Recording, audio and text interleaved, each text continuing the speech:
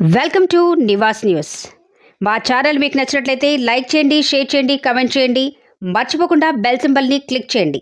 Subscribe చేయటం మర్చిపోకండి. CM ఇంటి ముందు ప్రభుత్వ టీచర్ల నిరసన. హైదరాబాద్. నివాస్ న్యూస్.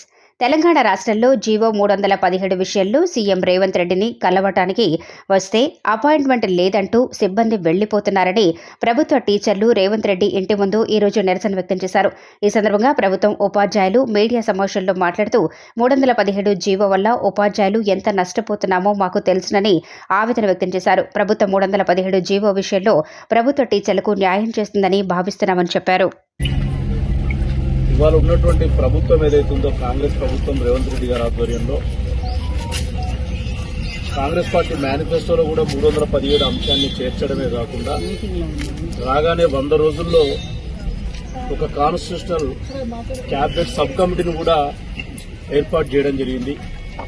దురదృష్టం ఏంటంటే క్యాబినెట్ సబ్ కమిటీ ఏర్పడిన తర్వాత ఎలక్షన్ కోడ్స్ రావడం, ఆ క్యాబినెట్ సబ్ కమిటీలో ఉన్నటువంటి 3 మంత్రులు కూడా ఎంపీ ఎలక్షన్లలో ఇన్ఛార్జీలుగా ఉండడం వల్ల మన గోసను సరిగ్గా వినలేదని అనిపిస్తుంది.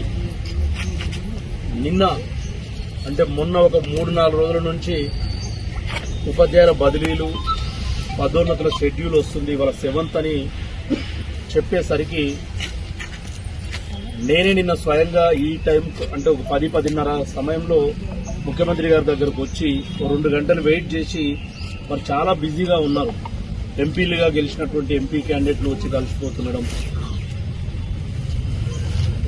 నేషనల్ లెవెల్లో ఎన్డీఏ కూటమిల మధ్యన ఉన్నటువంటి కొన్ని చర్చలలో కూడా వారు ఇక్కడ నుంచే పార్టిసిపేట్ కావడం ఉన్నప్పటికీ కూడా టైం తీసుకొని నేను నిన్న కలిసి